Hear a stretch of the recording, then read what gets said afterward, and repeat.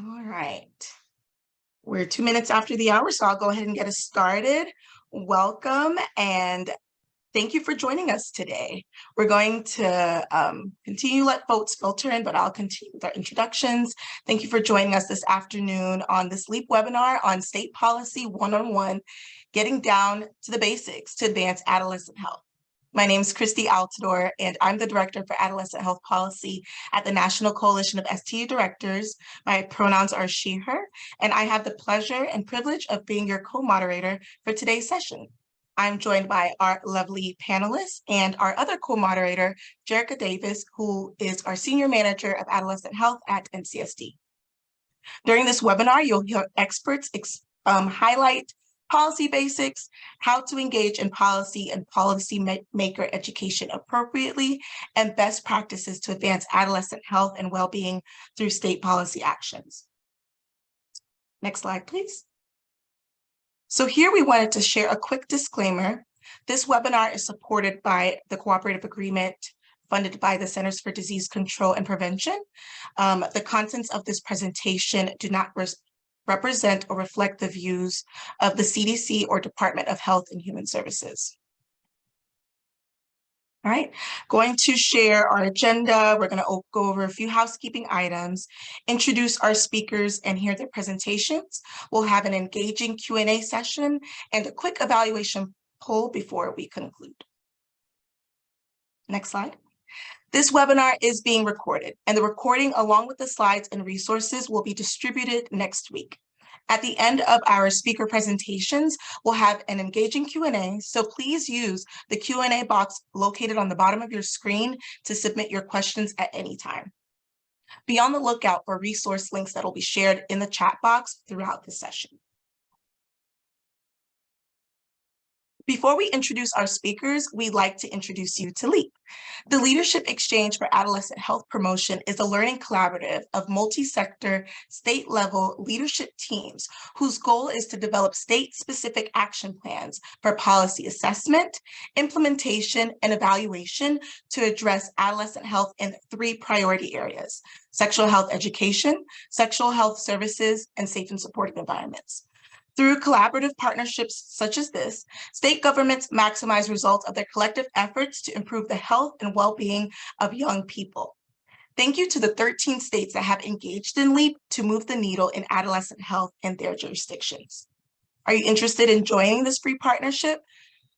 Be on the lookout for an interest form that'll be shared on the chat box to connect with a LEAP project staffer, or you can connect with us at our website at leap.org, which you'll also have the link to that in the chat box.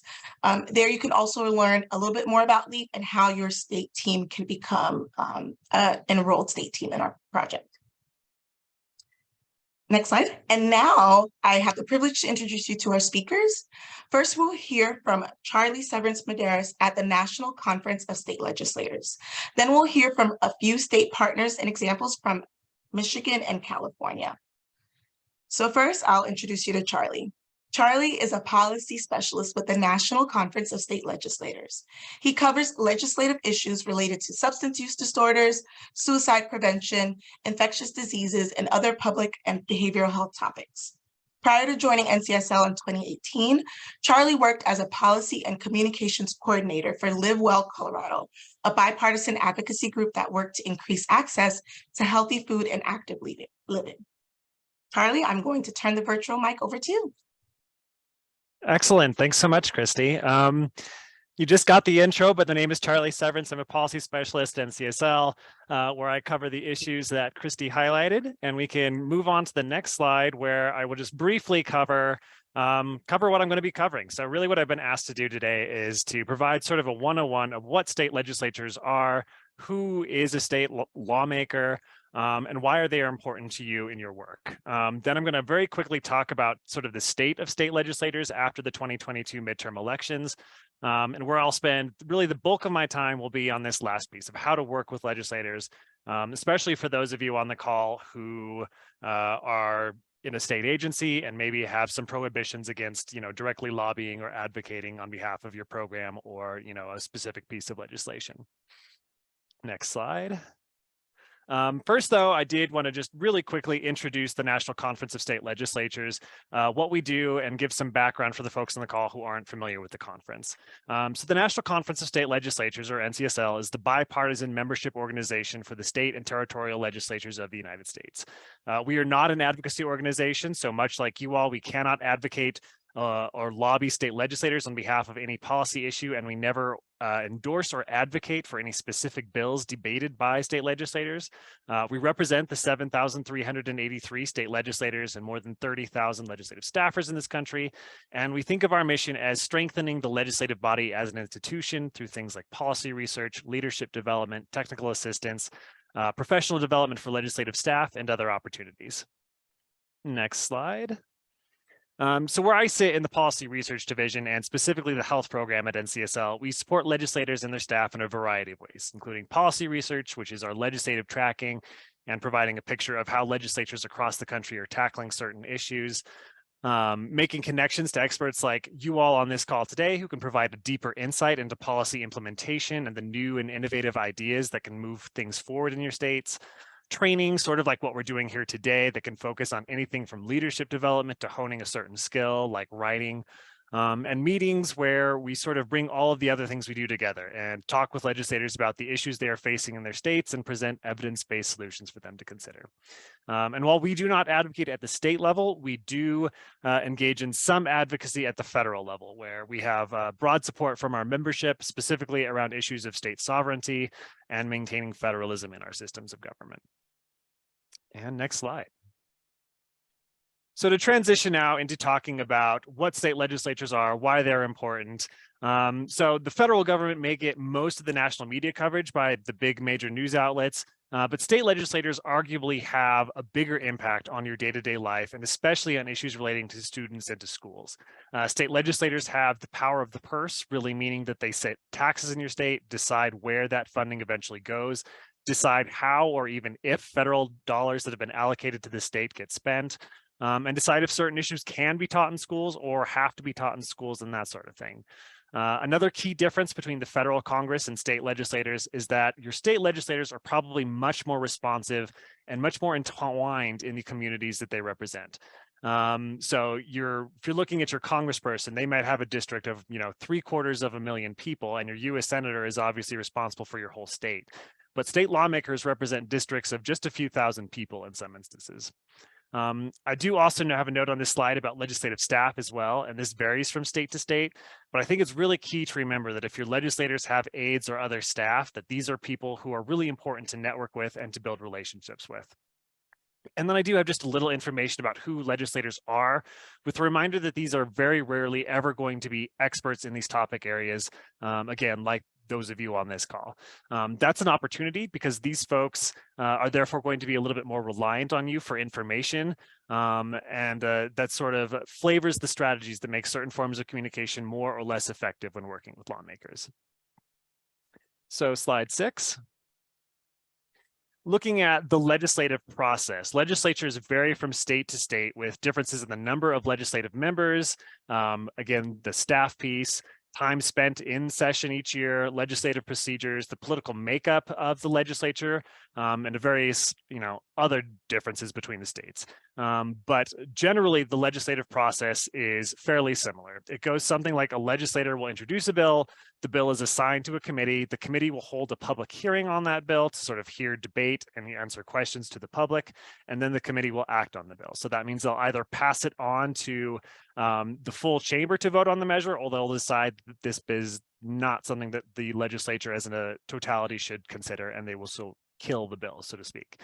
Legislators debate the bill's merits once it does make it out of committee, and vote it up or down. And then if it's approved in its chamber of origin, the process sort of repeats, right? So if it was introduced in the House, then you have to go through the same process in the Senate.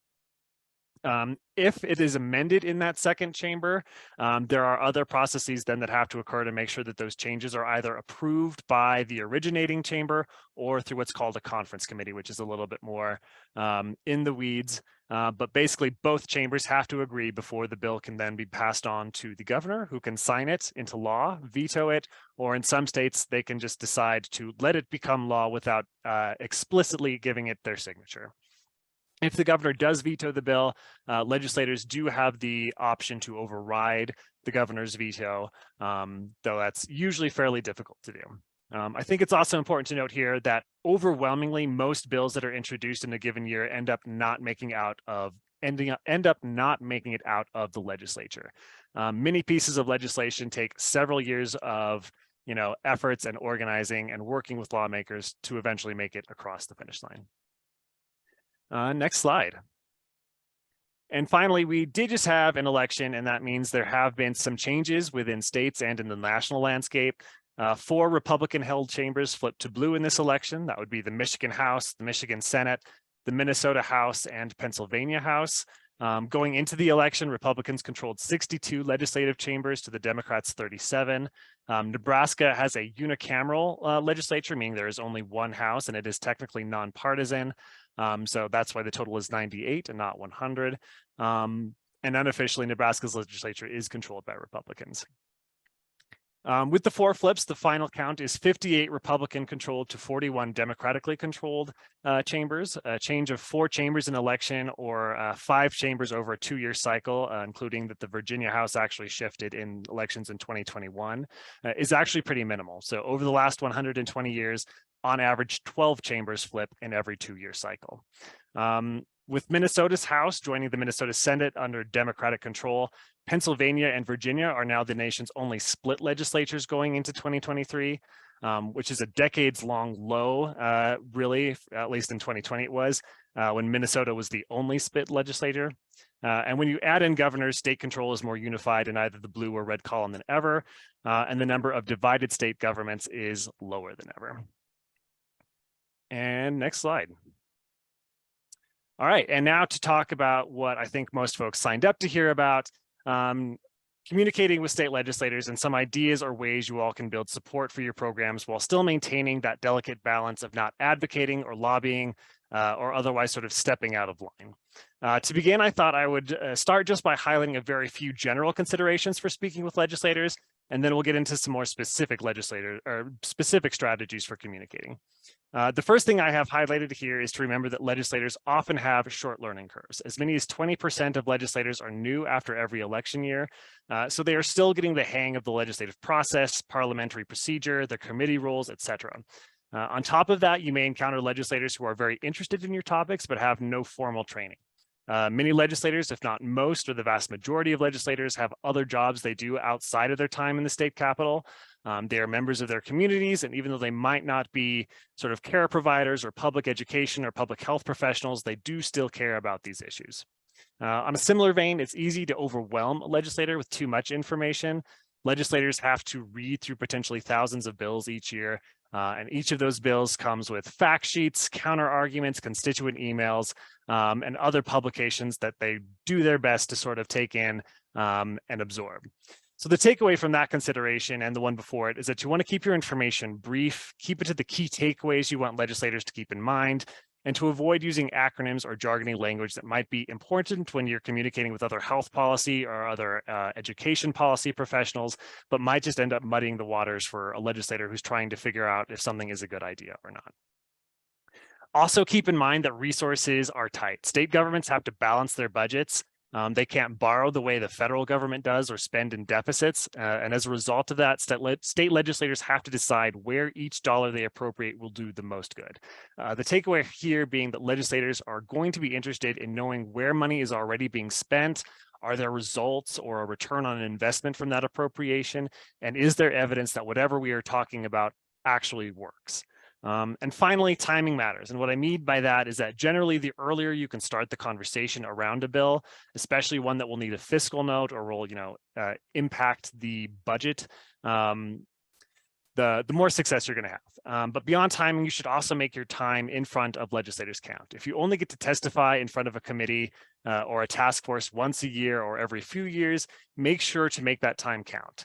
And as we transition to the next slide, we've got some ideas about how to do just that. So strategy number one that I have is to really focus on building key relationships.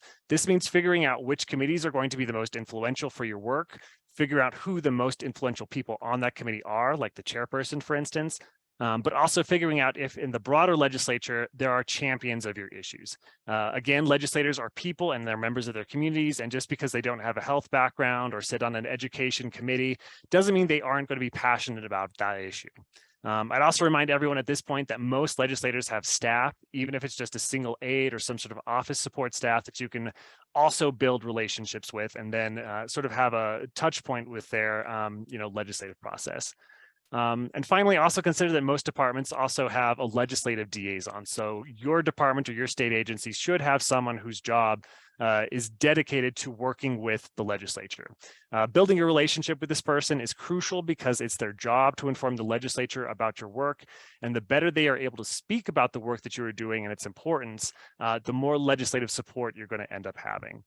On the keys to success side of the slide, I'd also call your attention to the bullet about being legislators' source for information, which is one of the things you can do as a state agency. And it's a great way for you to build rapport with legislators and to have conversations about the data that you have and the data that you don't have, and maybe the barriers that prevent you from sort of getting that data. And next slide. So strategy number 2 is to network with others outside of the legislature.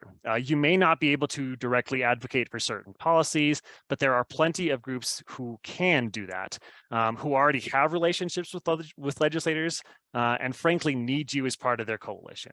Again, you are the folks with the data about how things are going in your state, what's funded, what's underfunded, what's promising, and what just isn't working.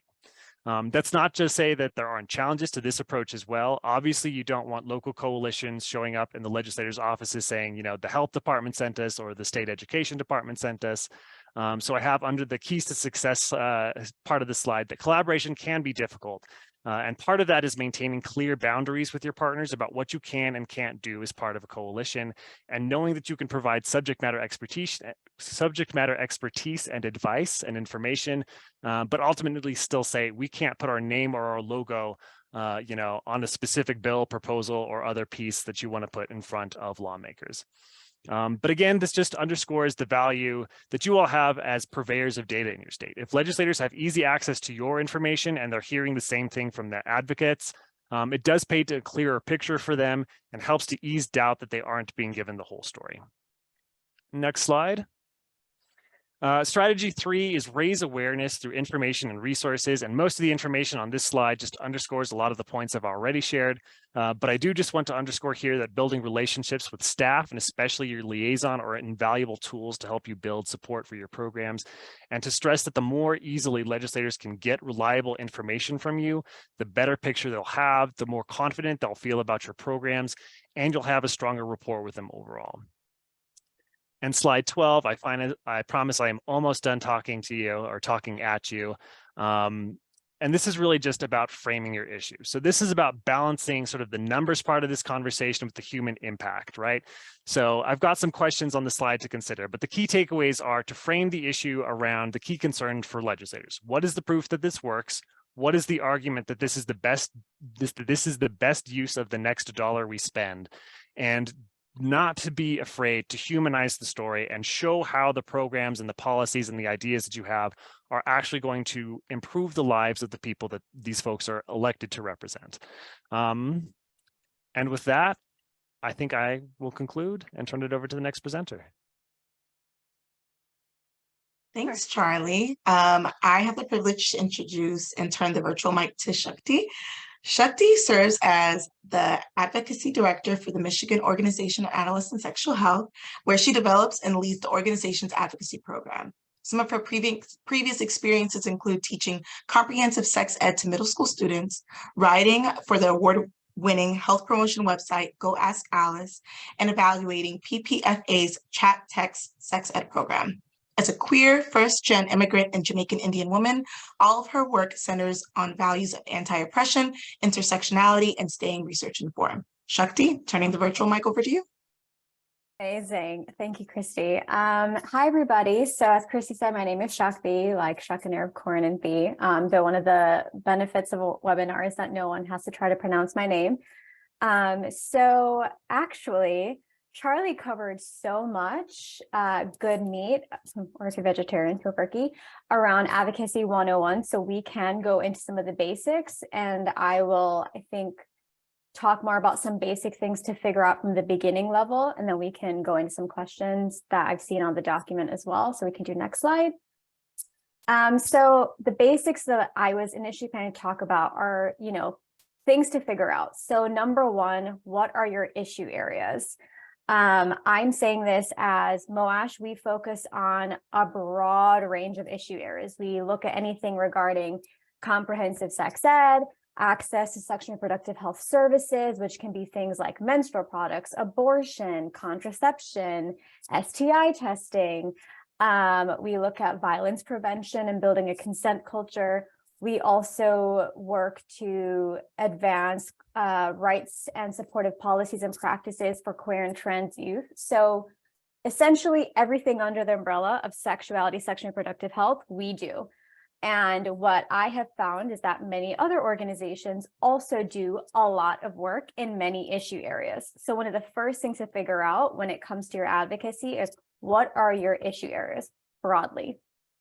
Then when it comes to an advocacy plan, trying to figure out what are your priorities within 6 months, 12 months, and within 2 to 3 years. I have found that breaking this down into bite-sized chunks makes it so much more doable. It also allows you to, in some ways, get a bit more specific with some of the policies that you tend to be working on, versus feeling so overwhelmed with everything everywhere all at once. Because in advocacy, there will always be a fire to put out. There will always be something to be working towards. So really figuring out what your issues areas are broadly, and then narrowing that down into different timeframes. So I do 6 months, 12 months, 2 to 3 years. And I do the 2 to 3 years roughly because I'm factoring in a legislative session. Next, as Charlie has already talked about, the state legislature. So I'm going to ask people first, what is the makeup of your state legislature? So for example, who's in control of each chamber? Who's in control of the House? Who's in control of the Senate? Who's in control of the governor's seat? You also might want to take another look and think at your state Supreme Court, where does it tend to lean in terms of judges? But you need to know broadly where majority party stands on your issues, because then that helps you, it helps to inform your strategy. So for example, if you know that a majority party is very hostile to a lot of the issues that you tend to care about, likely what that means is that your advocacy strategy is going to be more stopping the bad things from happening. So you're looking at maybe getting a governor's veto on regressive legislation, let's say a trans athlete sports ban. You're looking at putting certain fires out. If the majority party tends to be people who are against what you tend to believe in, what you tend to fight for. On the flip side, if the majority party has run on a platform where it seems to be more supportive for the policies that you want to see advanced in your state, then maybe your strategy is more focused on pushing for proactive legislation. So you want to push for supportive policies and practices for the communities that you work with and for. And I want to be clear, it's not that you're doing both, right? You are trying to stop the bad and promote the good, but depending on the makeup of your state legislature, it does typically dictate how much of your time you're focusing on preventing bad or promoting the good. The next thing when it comes to the makeup of your state legislature is there a supermajority?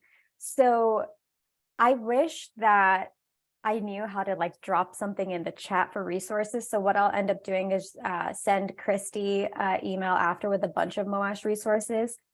But one of the things about understanding what a supermajority is essentially is it more than 2/3?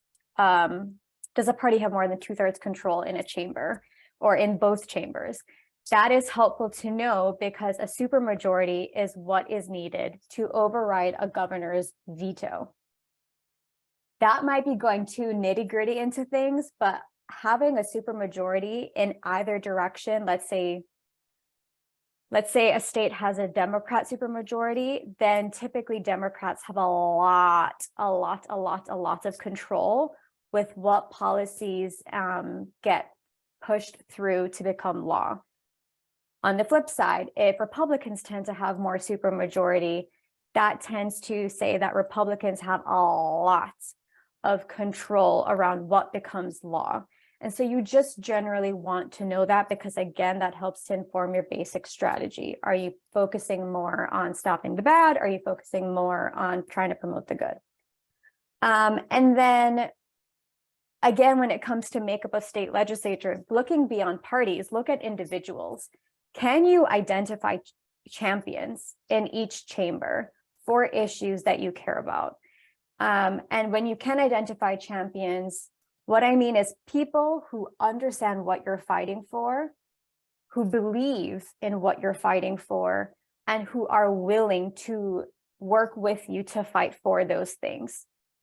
These are people who are going to be taking more of a proactive approach to things. Maybe they're introducing legislation that you want to see happen. Maybe they're the ones who are talking with their colleagues around certain bills to say, we really should try to block this, or we really should try to promote this. Maybe they're the ones who are just kind of getting a pulse on where things are in their chambers. Try to see if you can identify champions and develop your relationships with them as best as possible. When I also say champions, also I'm going to realize it's Christy. I'm definitely using this one slide versus going into the individual ones, and that's totally fine. But when it comes to identifying champions in each chamber, a mistake I've seen made is that people tend to only focus on the legislators themselves. They will say, I only want to have a meeting with a senator, or I only want to have a meeting with a House rep, or I only want to have a meeting with the governor. And what a lot of people fail to realize is that staff have a very powerful role. So if you can get a meeting with a senator's legislative director or their staff member, please do that. Staff can become your best friends. I have found that staff can give me a less filtered response to people's perspectives and approaches on certain policies and practices. I have found staff have been folks who have been able to almost be that middle person where I can make a really big appeal to a staff person, and then they make that appeal to their legislator, and they know how to message to that legislator. They also have way more time with that legislator. And so if you can develop those relationships with staff, please do so, and do it across parties as much as you can. I know a lot of folks are not partisan not a lot of folks work for organizations that are not partisan. As individuals, of course, you'll have your own political beliefs. But as much as you can, do it across aisles, because ultimately we do need to try to figure out some bipartisan support for a lot of the issues that we work on. And then another thing is, what are you legally allowed to do? I would actually argue that that should be the second bullet point versus looking at the makeup of the state legislature.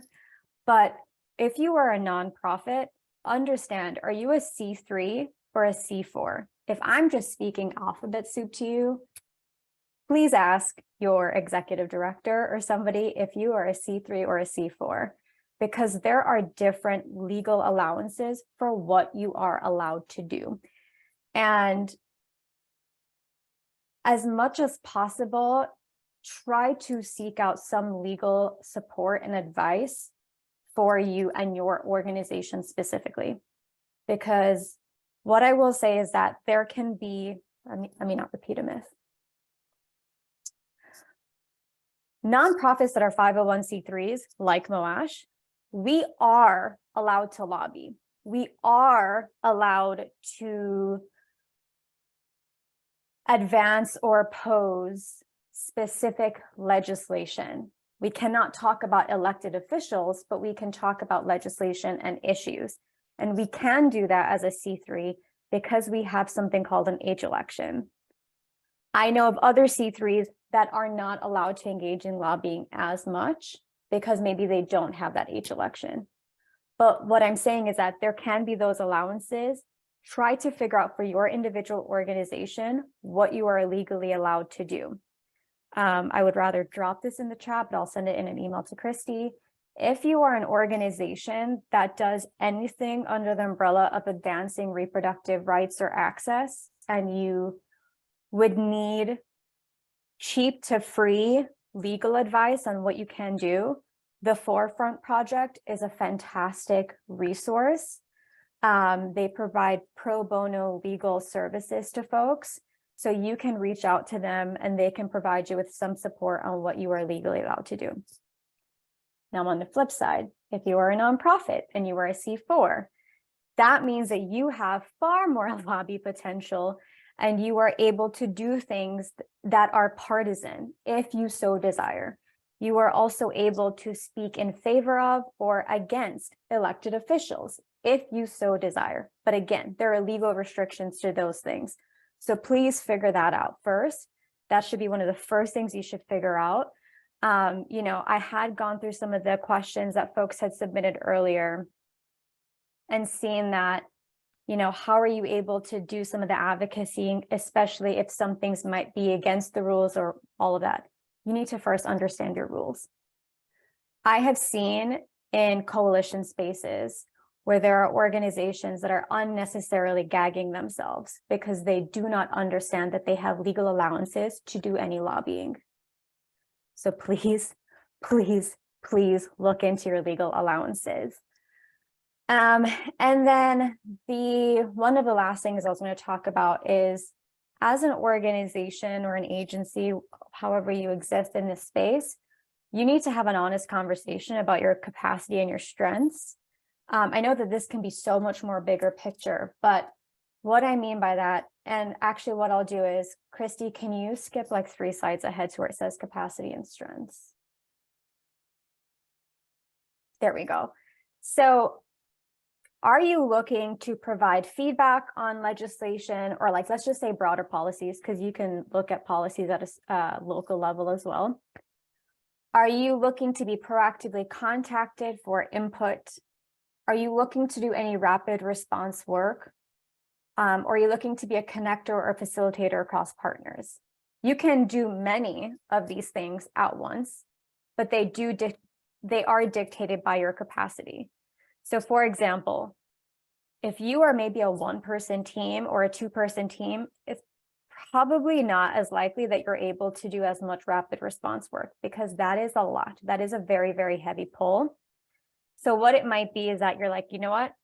I'm going to release myself of rapid response work. I'm going to leave it to bigger organizations, more well-resourced organizations to do that, and we can punt their work to other people. And maybe our current wheelhouse is providing feedback on legislation, having a lot of the behind the scenes conversations with decision makers. And as Charlie was talking about, connecting people who are relevant to a specific issue, who are directly impacted by that issue, to the decision makers and supporting there. So for example, Moash's advocacy team currently consists of me. I am 1 person. And a common point of feedback that we get is, oh my God, your team does such a great job, which is like, thank you so much. And it is primarily 1 person. And so we do not do rapid response work. I don't have enough hours in my day. So what I tend to focus on is tracking legislation, breaking that down, sharing that with folks who can then take that information and take action on it. We provide a lot of feedback on legislation. We are proactively contacted for input, for edits, for anything like that. We connect decision makers with communities that are directly impacted by issues. And we provide a lot of like advocacy trainings and supports for young people and community members so that they can go out and do their advocacy as well. We work a lot.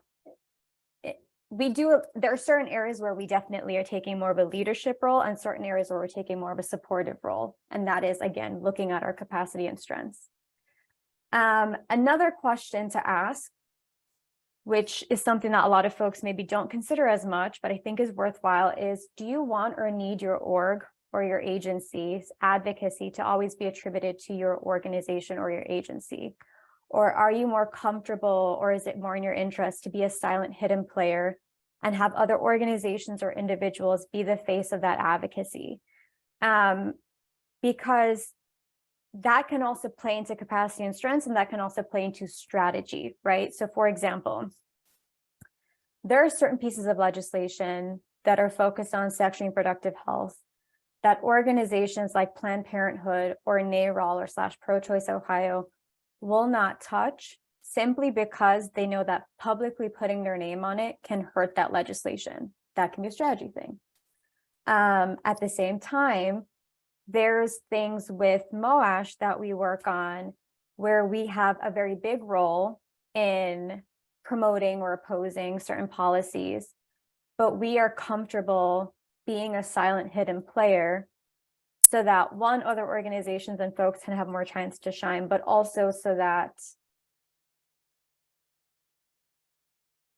it helps us to stay in certain spaces. I realize I'm more going on strategy and I don't want to give away a lot of emotional strategy, but the point is just think about it. Think about, do you want to be a silent hidden player in some or all things, or do you want to be out and about? Because also if you're out and about, that does require a lot more capacity. You need to do a lot more comms. You need to ensure that your PR is strong. You need to ensure that you are able to provide a lot more outwardly leadership in line with that advocacy. Whereas if you're a hidden player, you can kind of support other people in taking on that lead. So I know I had 10 minutes and I have roughly 2 minutes later. I'm trying to be really mindful of time. This is the shortest time span ever. But I did see some questions that I could incorporate into my response now, Christy, or would you like me to wait? I think we'll probably take them at the end. Is that okay? Yeah. Oh, I was talking about in the document that you sent me. Amazing. Yeah, during the Q&A session. Okay.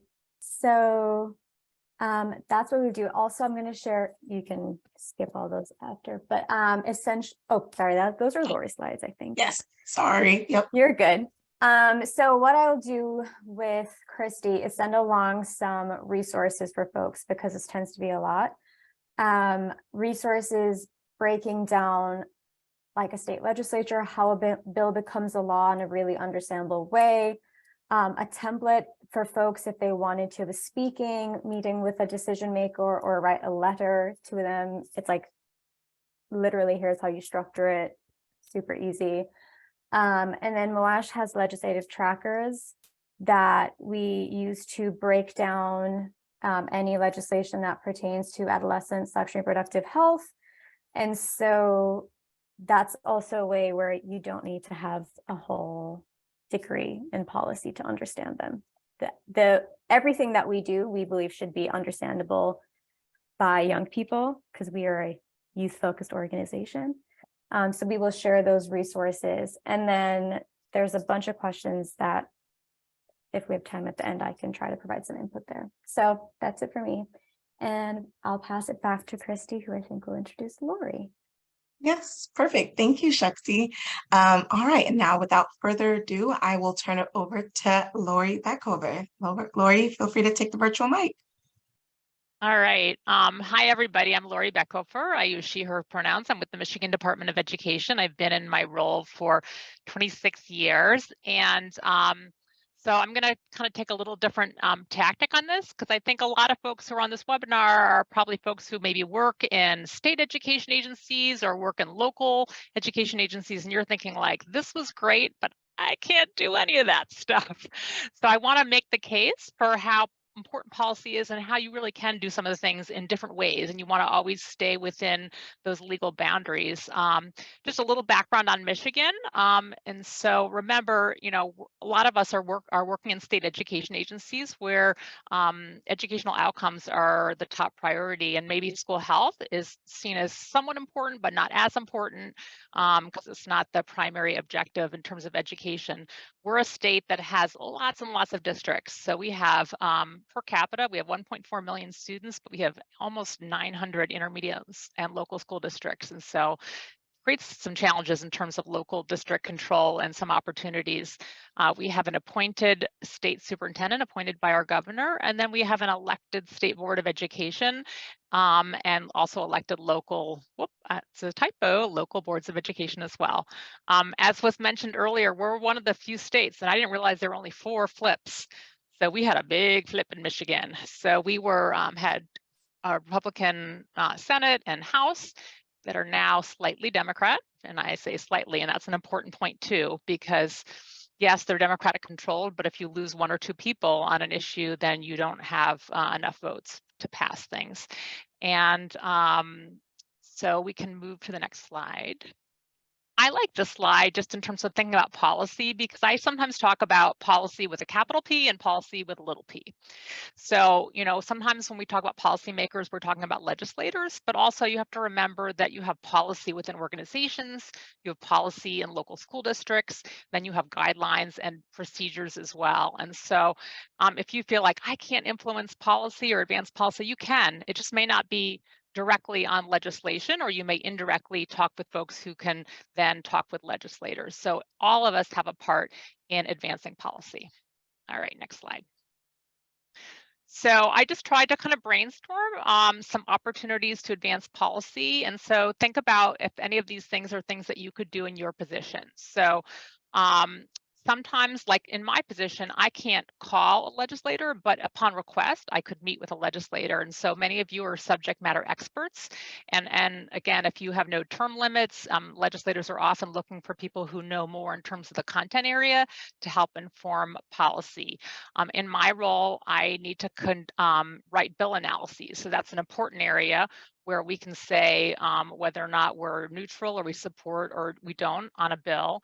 And so part of my job too is to educate my chain of command too, because what I've learned in this area is that everybody and everything is connected. So it's important to make sure that your higher ups know what the policy issues are, and when legislation comes out, where you're going to stand on it. We have a state board of ed, and so I can help support the state board of ed in terms of development of model policy. And while in Michigan those don't have the teeth of law, they're still really important because we have model policy in all kinds of areas that are health related, and local school districts would have that as well. They would have policy instead of model policy. And so let's see, the coalition one I think is really interesting and important. And so we have, like, to give an example, in Michigan, I have, for my 26 years, it seems like we've either had a split legislature or we've had all Republican legislature. And so right now with a Democratic legislature, it's going to be some different opportunities. And so what we're going to do is pull together stakeholders in the area of sex ed, which is what I work on, to talk about, like, what would ideal policy look like in Michigan. So, you know, we're not Massachusetts, we're not California, but what would ideally policy look like in the event that a legislator were to come and ask and wanting to take a look at opening up the sex ed legislation, for example. And so we're going to bring together a lot of key stakeholders, and I'm really excited about that work. And I have the go-ahead from my higher-ups because there's no legislation that's been introduced. We're not supporting specific legislation. We're just talking about what would be ideal in terms of policy. Keep in mind also that everything's related, right? So the media is really important with this work, and communications to the media, and also even what's on your web, what's on the internet.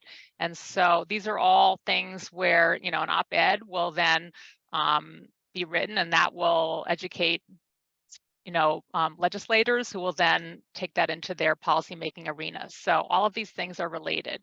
Data, all of us are working with data and research and best practices, and so it's really important to be able to share those with policymakers and key stakeholders so they can not just change policies at a whim, but really do data-driven decision making.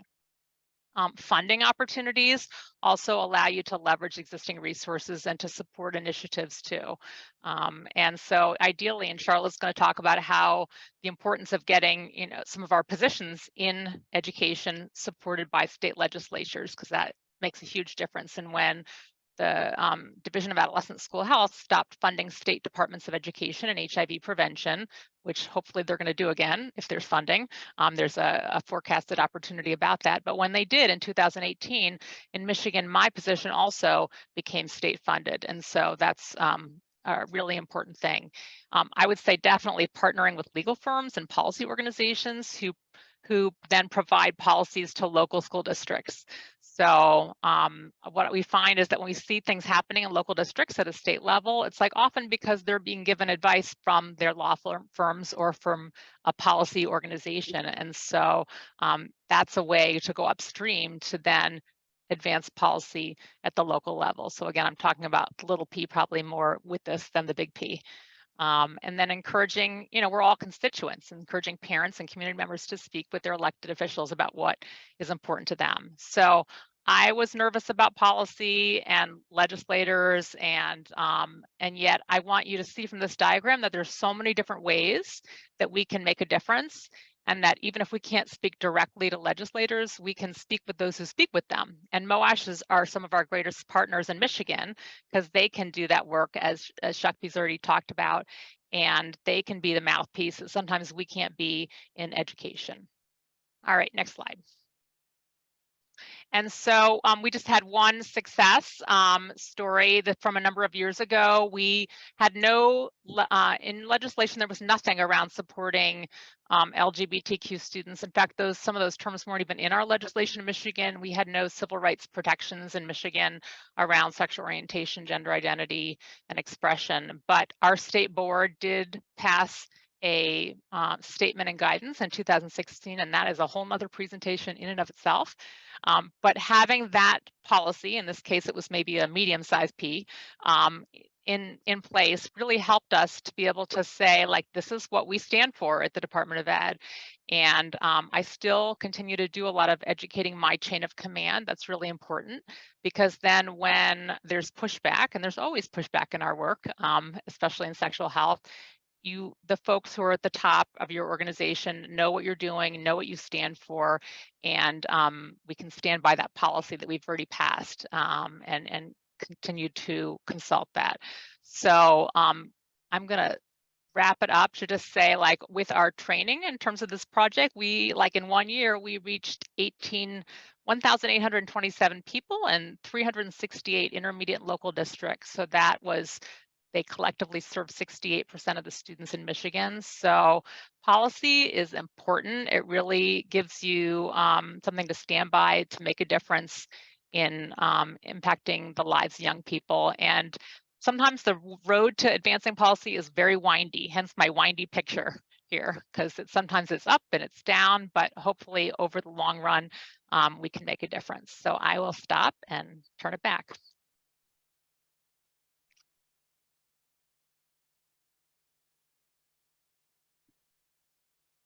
Thanks, Lori. Last but not least, I have the pleasure of introducing Sharla. Sharla is with the California Department of Education, and she is going to close us out. Sharla, I'm gonna pass it over to you. Thank you, Jerica. All right, so I'm going to take everything that everybody said and encapsulate it into boots on the street. How do you do everything that everyone talked about and actually get a result? So I'm going to go really, really fast so that hopefully we can get to some of your questions, but just giving you the parameters. So California Department of Education was funded by the Centers for Disease Control and Prevention since the very, very, very beginning. California on its own started disseminating HIV/AIDS prevention education policies, curricula, and resources through its original network of the Healthy Kids Regional Centers, starting in the 1980s, actually. And it was in the 86 and 87. And then since 1992, we've had a requirement for HIV/AIDS prevention education at least once in middle school and high school. All the sex ed laws got codified and put together in the original California Comprehensive Sexual Health Education Act. But the one key thing about that was it wasn't comprehensive. So in 2016, went back to the legislature and we added in all of the comprehensive sexual health education. You can look this up on our website, and HIV/AIDS prevention education. And now our law is very robust. It's the most robust out of all 50 states. It includes things like human trafficking, affection, coercion, you know, all kinds of things around comprehensive sexual health education, including parenting, adoption, abortion, etc., along with all the other content information, including LGBTQ. Next slide, please. So what has been happening in California? So in California, like I said, we were funded by the Centers for Disease Control and DASH, right, the Division of Adolescent School Health Funding, since 1987 as a demonstration project. And we went through all of the funding until the Centers for Disease Control no longer had money to fund state education agencies.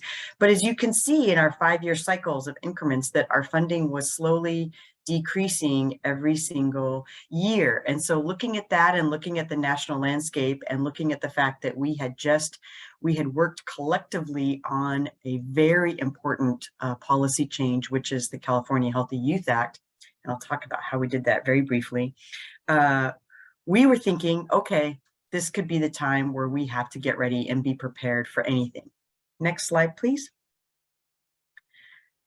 So in the state of California, and every state has a process, you just need to ask, what is your process? In the state of California, the process is called a budget change proposal. And what that means is that you suggest to the state legislature, here is a budget change proposal that we are asking for now that will go in and will make a change to the budget, to this California state budget, that will remain in effect. So you can ask for one that's a year, you can ask for one that's in perpetuity, you can ask for one in different time increments. But what we said was, look at our history. We have a history of doing excellent work in the area of comprehensive sexual health education, all the way back to the 1980s. Myself and my colleagues were not there then. Obviously, we came aboard in 2005, and 8 years ago, what was that? 8.5 years ago. But we had this long history. And so we said, you know, we want to say we want money for these existing positions, and also to shore up our funding around data collection and surveillance, right? The Youth Risk Behavior Survey and the school health profiles, all of our other travel, and to give us some programmatic support in the position of another position. Now, I cannot emphasize this enough. Every single thing that Charlie said, we do on a daily basis in the state of California. So relationship building, relationship building, relationship building, and always seeking common ground. So when I talk about my colleagues, and I am in perfect sincerity with you, in my world, in my mind, my colleagues include my colleagues who are on this webinar. My colleagues with the California Department of Public Health STD Control Branch, my colleagues who are with California Department of Public Health Maternal Child Adolescent Health, my colleagues who work at the California Department of Public Health Office of AIDS, my colleagues who work at the California Department of Education, my colleagues who also work in other various government and non-governmental organizations, all who have a focus on adolescent sexual health. So how did we come about having the support to actually get a budget change proposal put through? Because it's not easy. It's a very specific document that you have to write. You have to use all of your available data showing what it is that you have done for the state of California and why it's important that with federal funding diminishing, or in this case, ending, why can we stand up and say the state of California needs to fund this? So there were lots of great questions that were sent forward. And one of them was, how do you use your STD data to really do this? So I'll make sure that Christy has the link, but I will tell you, one of the best things that we do with the California Department of Education, with our colleagues across the street at the California Department of Public Health STD Control Branch, is put together data sets. And the data sets really break down our STD, HIV, all of our sexual health data for adolescents, and make it easily understandable, easily digestible, and that we put that up on the web. So where do we do that? We do that in the Adolescent Sexual Health Workgroup website.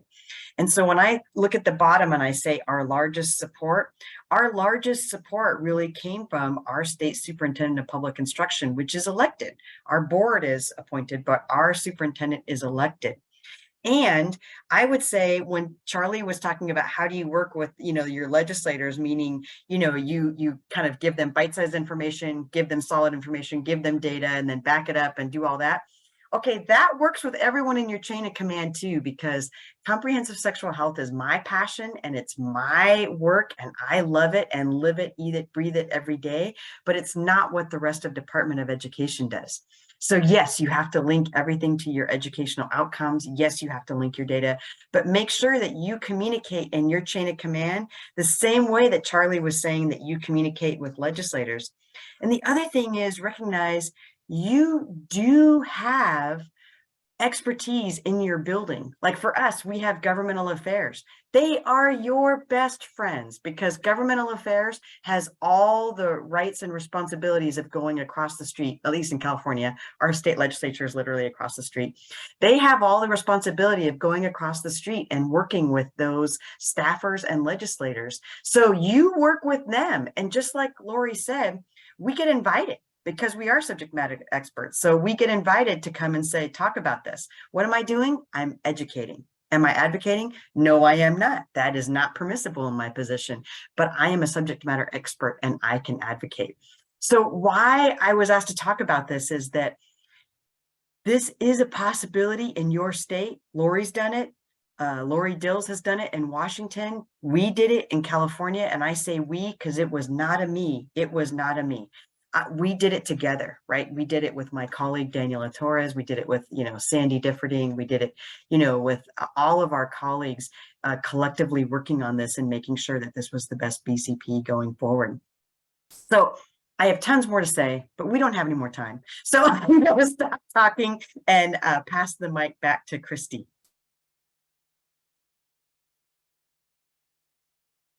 Thank you. That was awesome, Charlotte. Thank you all.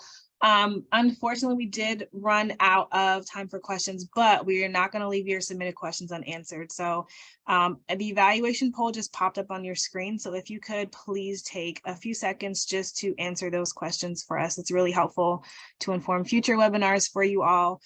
We definitely want to thank all of our speakers, Charlie and Shakti and Lori and Charla, for coming and sharing your wealth of knowledge. I think it was very well received and appreciated from everyone. And a last housekeeping item. So as I mentioned, your submitted questions will be answered. So we will have that sent out at a later date. The slides and recording of today's webinar will also be made available. And so you will receive those. So again, we want to thank you all for attending. And if there are any questions or feedback or comments, definitely feel free to reach out to the LEAP team. So thank you all. Enjoy the rest of your week. Thank you, everyone. Thanks, everyone. Charlie, I should have worn the same sweater. We are here with Charlie from NCSL and Charla from the California Department of Education, just to answer a few more of the audience questions from our webinar that took place. So the first question that I have for you both are, do you have any tips and tricks for effectively engaging and educating legislators as a state employee or just in general? Yeah, I can get us kicked off. I think that I highlighted in the actual main webinar portion that keeping things short and simple is really effective in dealing with legislators. They have, a number of different bills that they're sponsoring, trying to read and all of that good stuff. So the shorter you can keep it, the simpler you can keep it. Understanding that these folks aren't necessarily public health professionals or education professionals. So if you're going to use an acronym, make sure to spell it out and even better sort of define what that is if it's something that they are, seeing for the first time. And then, just doubling down on especially anything that comes with a fiscal note to make sure that you explain what the return on that investment is, because lawmakers are constantly being barraged by asks for more money. So you've got to be able to make your case that this is the next best use of that next dollar. And also don't be afraid to put a human face to it. These are humans. These are humans who represent other humans, and really sharing those stories of how these policies impact people in their communities is very powerful. Yeah, and thank you, Charlie. And I would add to that, I think one of the critical tips, tricks, and traps is that, one of the things I think about is, what is my ask? And how can I back that up? And I agree with Charlie. You're dealing with most legislators who are not, they didn't come through, public health. They're not, in California, we do have a few physicians that have run for, office. And it's great because you show up and you speak the same language. You're like, boop, we get each other. But that's rare. And so I think then you really do have to think about what is their end goal, right? What's their common ground goal that you can meet them on? Is it student achievement? Is it changing school climate? What is that goal? And then figure out how your ask can help them meet that goal. So for example, better sex education results in students feeling seen, feeling heard, they're coming to school. So we're working on attendance, then, knowing how to protect their sexual and reproductive health. That has all kinds of great consequences down the road, but also immediate, right? And so, looking at that, way, I think thinking as to what's the end goal of the person that you're talking to and how you can meet that is definitely one trick. The other thing I caution can be a trap is just recognize that from my perspective, you are a state employee. And that means that you have to be asked to be even in that conversation, and you have to go through the proper channels to be in that conversation. It also means that everything that comes out of your mouth is not advocacy. You are educating about a specific need or purpose or ask, and you want to have exactly what Chart is saying. You want to have the end goal in mind. You want to have some data to back you up, and then how does this act actually get you to that end goal? And I cannot stress this enough. Really, really, really work collaboratively and build effective relationships within your own agency. So our agency, you want to work really, really closely with the governmental affairs personnel, because they actually can in California, we call it crossing the street, right? Because our building is literally across the street from the Capitol. So like they cross the street on a regular routine basis and talk directly with legislative staff and legislators. That's not my role, but my role is to talk to our governmental affairs person. And if I am asked to do that, I'm asked. I'm given permission by my agency, by my state superintendent, and by the governmental affairs office. That happens rarely. So I need to make sure that I have a really, really, really great relationship with our governmental affairs staff so they understand exactly what they need to get that ask through, and also to understand not only the end goal, the data, but everything that supports that, inquiry and that educative session with that legislator or legislative staffer. Thank you both. That's really, really helpful. What about resistant policymakers? Would you say that the tips and tricks and things that you just mentioned would kind of work also for resistant policymakers, or is there any additional way to best engage with them? Do you want me to start, Charlie? Yeah, I was just going to say, I think the realization is that everyone has a common ground. And you may have a hard time figuring out what that is in the very beginning, but everyone has a common ground. And I think really working carefully and thoughtfully to figure out what it is that this legislative person that is resistant, what is their ultimate common ground that you can meet them on. We all want safe, productive adults, right? And to do that, you need to have specific knowledge and skills that you learn while you're in school and with your peer group so that you can take those forward to be a successful adult. So that's just one example, but everyone has the same goal in mind. It's just we might have different paths that we want to use to get there. So figure out what their goal is, and then figure out what your ask has to do with them reaching that goal as well. And you can make someone who's resistant be unresistant. You can turn someone around and they could be your pal, starting then and going forward. But you just have to think broadly about what is their common goal and how does that common goal work with my common goal. Yeah, and to build a little bit off that, I think when you're talking about common ground, I think a good place to start is, values. Because, if you phrase this, your policy is, we're trying to protect kids' health, or we're trying to promote kids' health, or promote, their success in school. No one is going to be opposed to that value or that end goal. Certain folks might have, differences in opinion in how to go about actually doing that. But if you start from the standpoint that both people in the room or all the people in the room have those common values, it's a lot easier to sort of keep folks on your side, even if they're voting against you. The other thing that I would say is, legislation does not often get passed the first time it gets introduced. Oftentimes it takes a few years, many more than a few years, to get things over the finish line. And folks who, once were opposed to a piece of legislation might come around to eventually support it. And again, making that process happen is really about building that relationship and listening to what, their arguments are, in opposition to whatever it is that you're promoting, and understanding those arguments. And then when you come back next year, tweak it a little bit, so that you can say, okay, we heard your concern here. Is this closer to a place where we have common ground? So I think that would be my advice on that question. Yes. Yeah, that's helpful. I love keeping in mind the time period and knowing that this is something that's probably going to take a while. That's helpful. And I also love what you both mentioned about keeping in mind the common goal and the common value, and that we just have different ways of getting there. I think that's helpful also when thinking about engaging with legislators. So thank you for that. Do you have any, this question is geared a little bit more towards Charlotte, but Charlie, feel free to jump in with any strategies you have. Any strategies to build communication gaps between agencies or even organizations that are working on similar issues and can do so collaboratively to get or to engage with a policymaker in a more effective way? Oh, goodness. Absolutely. So it's no secret, right, that in California, we started working and largely through the Centers for Disease Control and Prevention, they had a series of meetings where they called together folks to really work on adolescent sexual health. And so, but they didn't call together the usual folk. They called together the California Department of Education, the STD Control Branch, the Office of AIDS, Maternal Child Adolescent Health. Now, we're California, and so all of those folks were in different buildings, and they were all in Sacramento, but we didn't all necessarily immediately know each other. And it took us a while, but in 2003, we formed ASHWIG, the Adolescent Sexual Health Work Group. And the major success of that is that we cast our net wide and looked at first all governmental agencies that touched adolescent sexual health.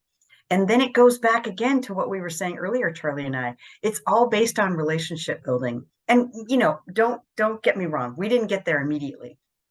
But now we're to a place where we regularly, routinely meet governmental agencies and non-governmental agencies, because once we got organized, we invited all of the non-governmental agencies in California that had a statewide footprint on adolescent sexual health. And now we trust each other enough and work closely enough with each other that we have 3 meetings a year. We have monthly steering committee calls. We get together, and we actually are so open and honest with each other. We share. This is what my budget is. This is what I'm working on. I need your help for this. I need help with that. I need help with this. But it took time, and it took time to build those relationships and get the ASHWIG up and going. But that would be my first thought, is that if you're in a state and you're at the Department of Education or you're in the Department of Public Health and you don't know anyone else who does adolescent sexual health in your community, find them, invite them to coffee, start talking and saying, what does your program do? This is what my program does. What do you do? How are you funded? Is it federal? Is it state? How can we look at that? I'll tell you, when we first started talking in ASHWIG, this is embarrassing to say, but, we found so many misuses of money. Right, where different entities were funding the same thing in the same counties, whereas we could have, until we knew that, we could spread it out and say, why do we have this many organizations going to the same juvenile halls doing the same talk on birth control? Why can't some do birth control? Why can't some do consent? Why can't some do healthy relationships? But no one had talked, no one had gotten in the same room. And so now we're so much more effective as a state, body than we ever were. We were so fragmented before, and now at least we're together. And is it perfect?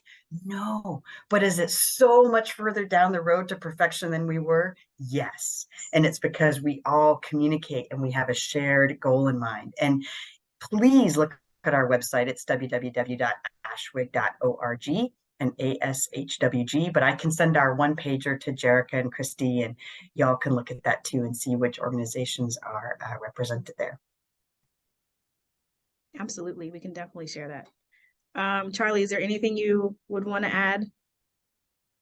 I would just, piggyback a little bit on the building of relationships piece. I think that Charlotte has said everything there that is worth being said, but, as you're building these relationships, focus on the coalition building and be consistent. And I think in the places in my past where I have been on coalitions and sort of outside of the government, the coalitions that were effective were the ones who were aligned on what they wanted to accomplish. And they showed up consistently. And, you know, as opposed to those folks who maybe did not have a clearly defined purpose and weren't meeting enough to sort of figure one out. I think that consistency is really key, and that alignment is really key. Yeah, absolutely. So talking about young people, what are some ways that youth can engage with policymakers along with state employees, and how can we make sure we're incorporating them in the decision-making process? I mean, I think that there's a lot of different models here. You know, legislators love the photo op with kids. So if you have sort of that day where you bring your advocates to the Capitol, it's a great opportunity to bring, you know, local high schoolers in from a civics class or something like that. So just look at those sort of opportunities, you know, teach kids how to write letters to lawmakers. That's kind of an opportunity to get them, you know, familiar with the process, but also a simple way to sort of get their opinions in front of lawmakers. And, you know, think about leadership opportunities for students within your organization. I think it's a little bit different, maybe at a state agency level, but if you're a community organization, I think it's a great idea to have like a youth member of your board, you know, maybe a non-voting, but still give them that opportunity to participate and see what your decision-making process looks like. So I think that the key is really to just include youth in your planning process and just make sure that you're very intentional about the ways in which you're, you know, seeking their input and including them in the work that you do. I agree. And I'm really fortunate, you know, to work for the state superintendent of public instruction. He spearheaded us starting a youth advocacy council, so a youth board for the State Department of Education. And that's in addition to our youth board member for the State Board of Education. So obviously we have our own in-house students. Oh, I say in-house, they're not in-house, they're all over the state of California, but at least we know they're all working with the State Department of Education.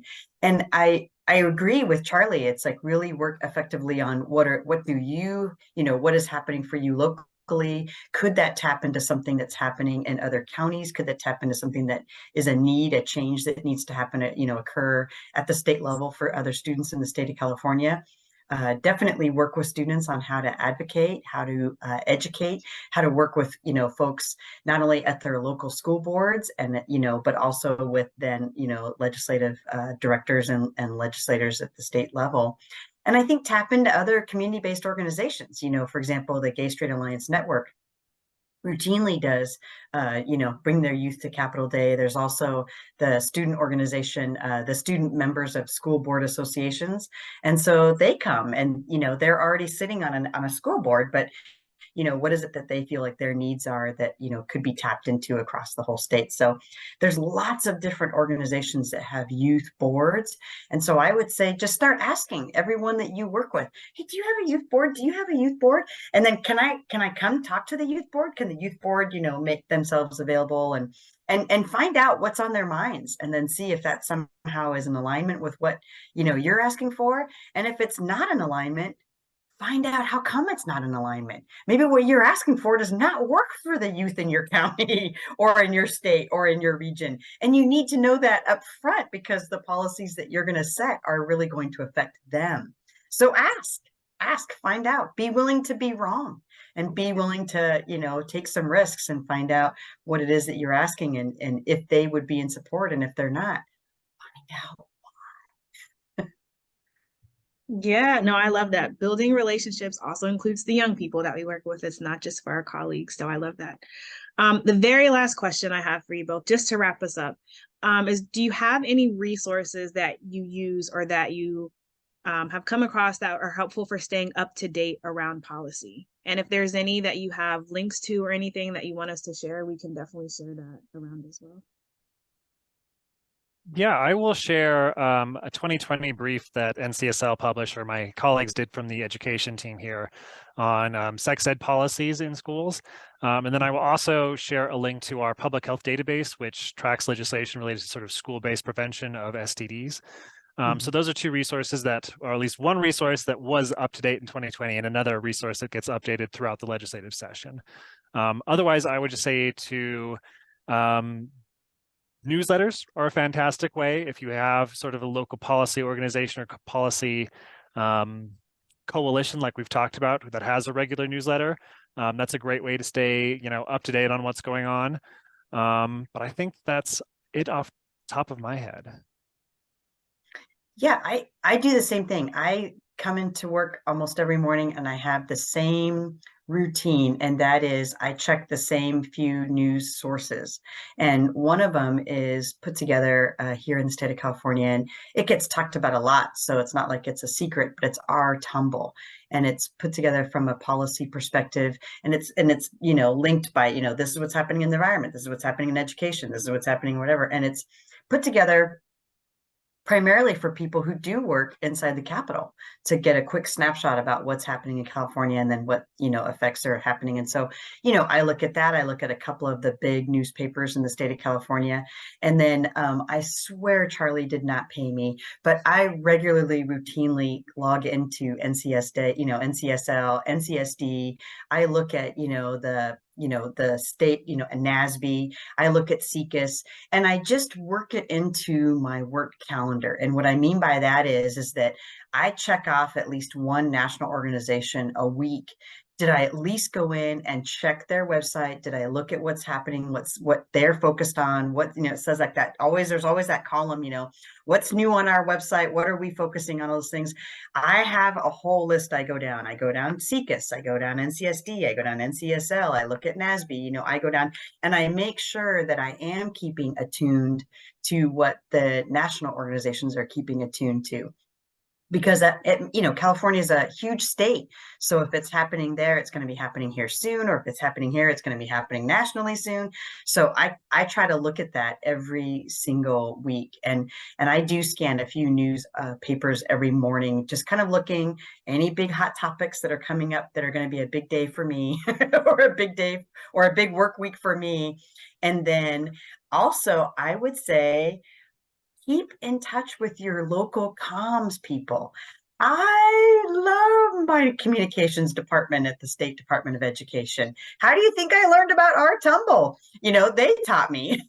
So I really reach out to them and they reach out to me, and we make sure that we keep each other apprised and informed. But, again, I know I sound like a broken record, and I'm sorry, I don't mean to, but it's really about that relationship building because, for example, comms gets a call, they're like, I don't know how to answer this.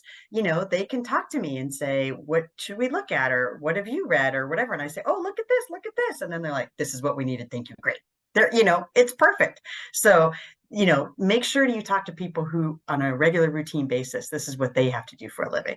They have to be responsive to the media, and they teach you so much. They teach me so much. So it's perfect. I might be the subject matter expert, but I learn a ton from them. So perfect. No, really good strategies and tips and tricks for staying up to date with what's going on. So I want to thank you both for your time and for sharing your wealth of knowledge with all of our attendees. And again, any of the resources that you both shared, we're happy to send out to our audience. So thank you both again. We really appreciate it. Thanks for including me. Yeah, thank you for having us. Not a problem. Hi, everyone. We have Lori and Shakti here, both from Michigan, to answer some of your submitted questions. So I think one we'll start out with is one that a few people had, and that's what are some ways that young people can engage in the policymaking process, and how can we really incorporate them as we do this work? I'll start, and then Shakti has a lot to say about it. But so young people are so important because, right, these are the policies that are affecting them. It's nothing about them without them. And so MOASH actually has 7, I think, youth advisory councils. And so I really encourage to think about a forum and a way to work with young people to both educate them about the policymaking process and then obtain from them their thoughts, their opinions, have them do a day where they speak on Capitol Hill, they speak to legislators.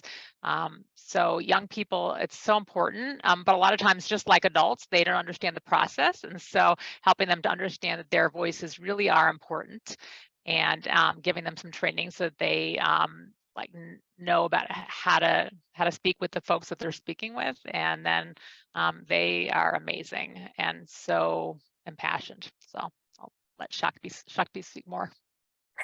I love how you said I have so much to say. Yes, so there's so many ways that we can involve young people, and I think it's necessary to start with the fact that we need to acknowledge that young people's voices are often infantilized or erased from spaces, which is supposed to, I think, fuel adults' engagement with young people to just simply amplify it. You know, we don't need to give them a voice. They have the voice, they have their opinions, they have their lived experiences, and we are providing support to create the policies and practices that they want and need. And so very much love what Lori said, nothing about them without them. And so there's a few ways that you can engage young people. Now, if an organization has the structure where they can have something like Youth Advisory Council, similar to MOASH, what that means is that we have cohorts of young people who we compensate for their time and their work, and we provide trainings, professional development on issues, on advocacy tips, on strategies. We provide programming support. And then young people provide a lot of insight and stories, and take a lot of initiative with this work. So you can have structural supports with, you know, something like a Youth Advisory Council.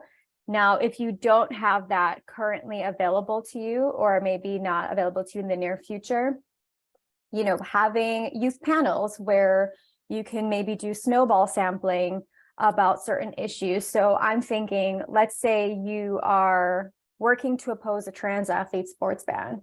Well, it's a ban that would harm trans youth. So let's find trans youth who are interested in getting engaged in this issue, provide training, provide support, provide some compensation, and they can have a panel where they can share their lived experiences around how harmful this policy could be, and calls to action for any decision maker, any supportive adult, any of their peers. And, you know, when it comes to trainings, I feel like that can be a very general term. So speaking from MOASH, speaking for what I do with our young people, we provide advocacy workshops. So young people can come, they can simultaneously learn about the legislative process. If they want to do statewide advocacy, they learn about the legislative process, they understand the bills that are currently in the legislature, and they understand and they're trained on how to lobby, how to share a story, how to maybe create infographics or comms resources for their peers. And some of that can sound really complicated, but it really is just breaking it down into bite-sized pieces. There's so many ways to engage young people. And I think the biggest thing, especially for any adult in this space, is to recognize and respect young people's autonomy in this space, and that they have a lot of expertise to offer. And we are not dictating what they do. We are simply supporting and amplifying their current efforts. Absolutely. Thank you. Both of those answers were amazing. Sticking with conversations around young people, there's been a lot happening around the country around minor consent laws. And then also, as we've seen with around like attacks on LGBTQ students and trans students. And so what are some strategies that you have for supporting students or supporting young people as these policies and these laws are coming up? And then also, what are some ways that state agencies can work with advocacy orgs to try to do what we can to counteract these policies at the state government level?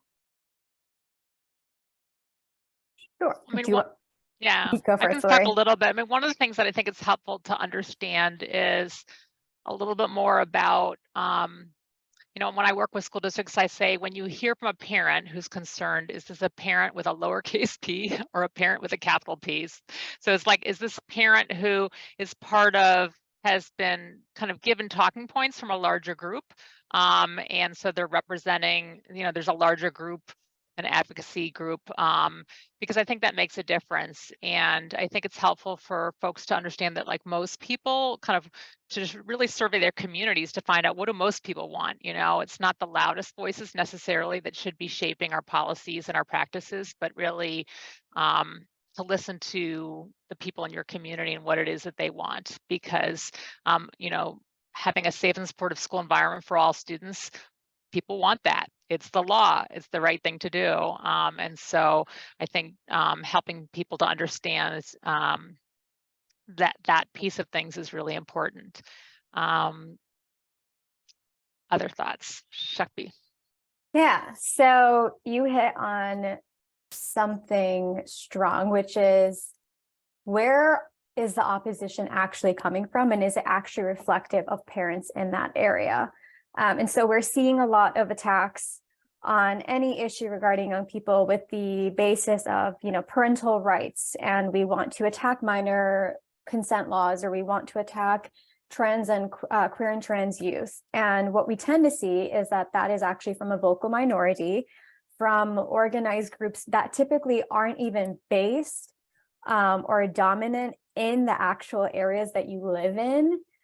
So for example, to what Lori was also saying, you know, when it comes to strategy around how we support young people and push forward some of these policies, for example, we can hear attacks on comprehensive sex ed, and we can hear people say, we're going to attack any offering based off of parental rights. Well, let's take a step back and let's, one, listen to stories, talk to parents in that area, and also look at data and understand that overwhelmingly parents want these policies and practices that are supporting their young people. They want them. So it's not controversial. It is very much popular. And also when it comes to, you know, general strategy, very similar to the previous response about nothing about people without them, get parents involved. Ask them to share stories. If it's a panel, if it's talking with the decision maker, especially, you know, if you're talking about a legislator, try to find parents within their constituency, but get parents involved. And also, very similar to the previous question, a lot of people don't understand the ins and outs of policies. Like, they don't understand how a bill becomes law. They don't understand who is behind certain attacks or certain legislation. So as much as you can provide some of that information to them, and then they can use that to support their own advocacy, is going to be really powerful. Also engage with parent groups. So engage, especially if it's regarding something at the school, check out your PTA, get involved, get them involved in any advocacy, especially if they're able to. So there's quite a few ways. The basic thing, though, is a lot of times any attack that is rooted on the premise of parental rights typically is not coming from parents, or it's typically not coming from majority parents in an area. It's typically a vocal minority. And so keeping that at the forefront of our minds when we are doing this advocacy, to know that a lot of the things that we are fighting for are popular, they are wanted, they are needed. So yeah.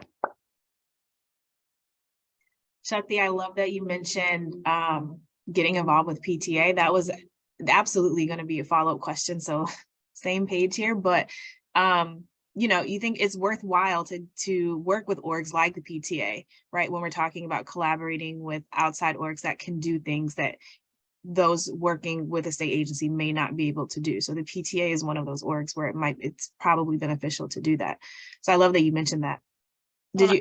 I was going to just say, like, just for any issue, like thinking about like who are all the different groups that you want to talk to. You might find that you don't agree on everything, but you might find a lot of common ground. So what do the school superintendents think? What do the principals think? What do the school counselors think? What do the parents think? The school nurses.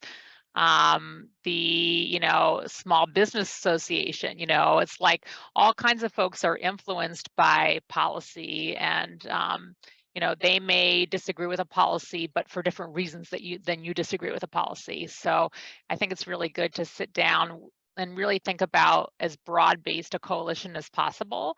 And when we passed our policy that was pertaining to the statement and guidance around supporting LGBTQ students, we talked with the pediatricians, we talked with the parent organizations, we talked with the High School Athletic Association, all of these different groups. So coalition is important. I love that. The idea of just, like you said, making it really broad, and so we can make sure that we're grabbing everyone that we can and involving them in this work as well. Well, this work doesn't exist in a silo. That's the thing. That's a huge thing that we want to emphasize, right? Like anything that affects schools, like when we think about comprehensive sex ed, it's not just organizations like MOASH that should be involved. None of these issues occur within a silo, and also figure out how various issues are connected, because they are. So like sexual reproductive health can be very much connected with racial justice, disability justice, environmental justice, education justice. Again, all terms that might seem a bit jargony at this point, though we can very much break those down.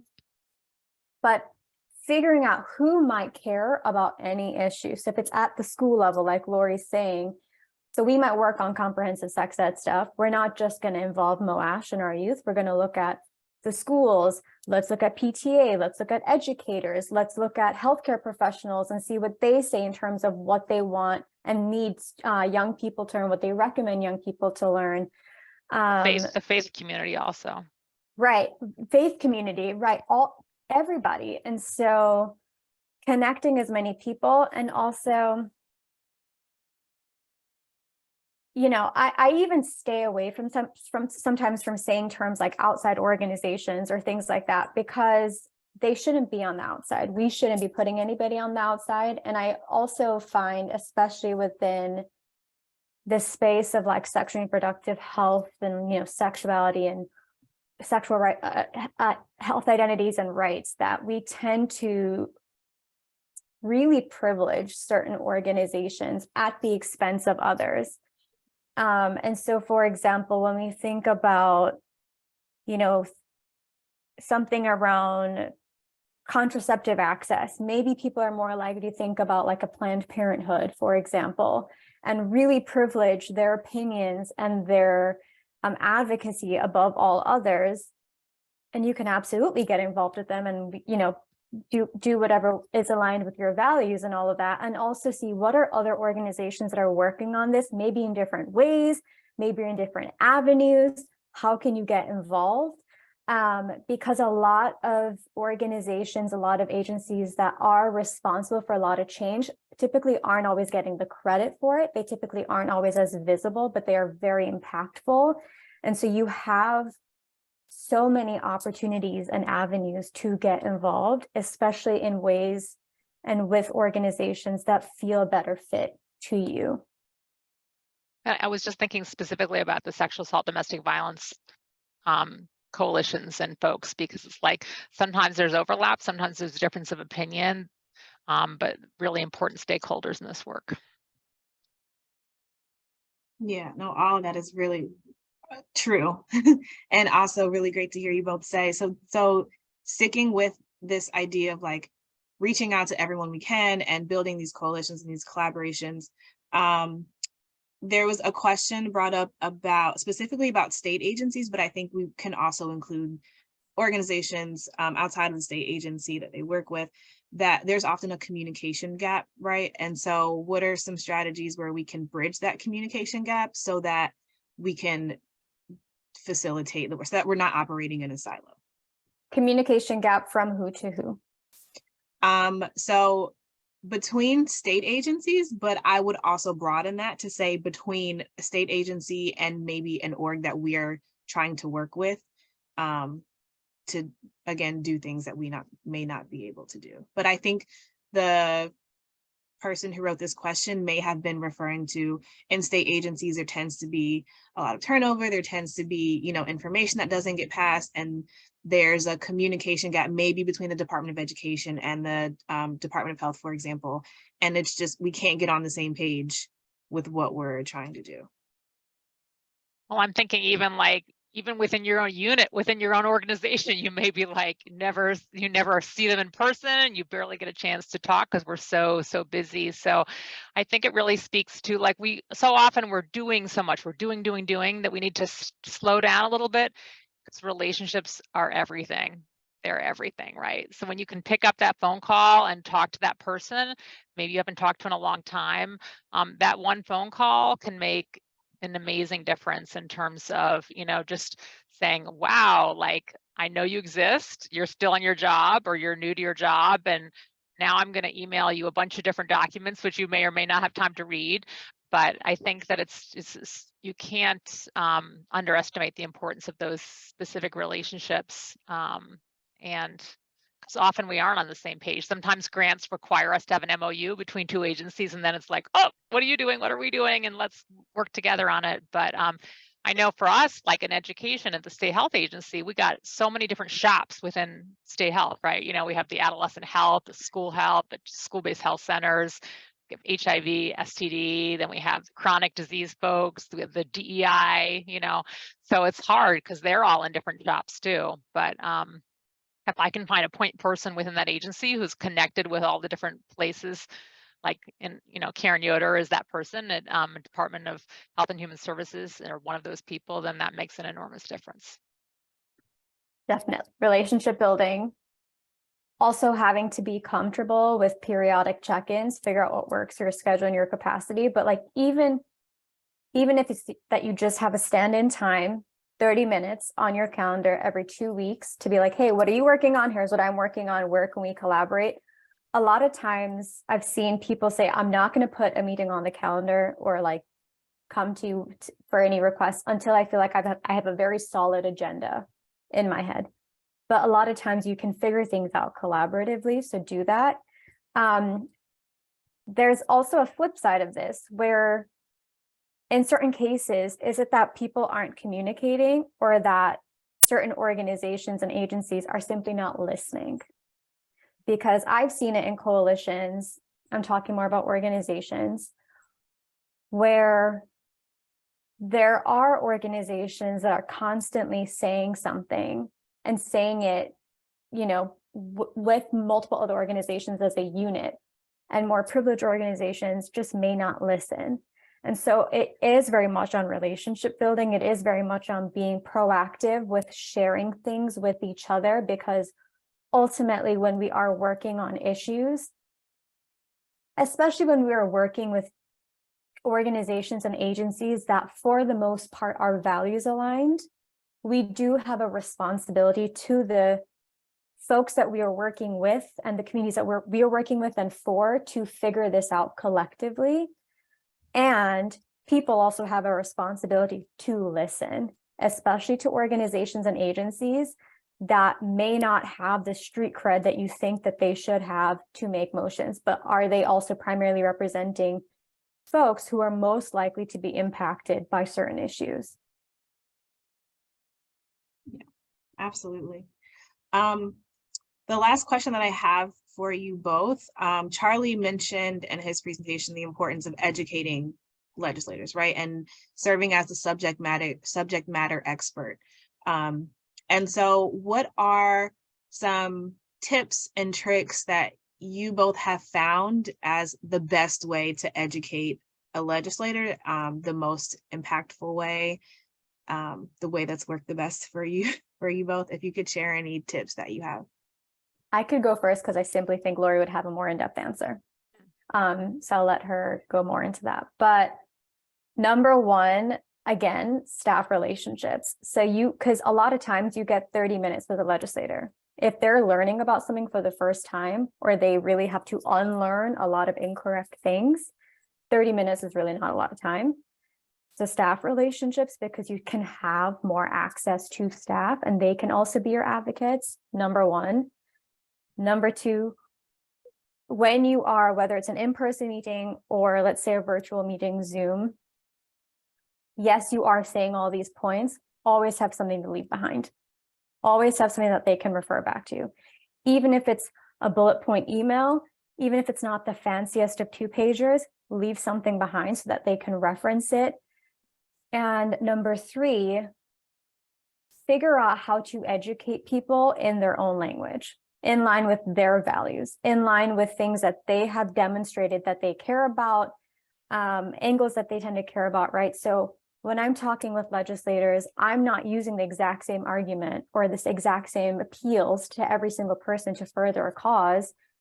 I'm looking at what have they said that they really care about? Is it education? How do I talk about the need to advance comprehensive sex ed from like an education standpoint? People deserve a quality education, or we should trust trained educators to provide that quality education to students.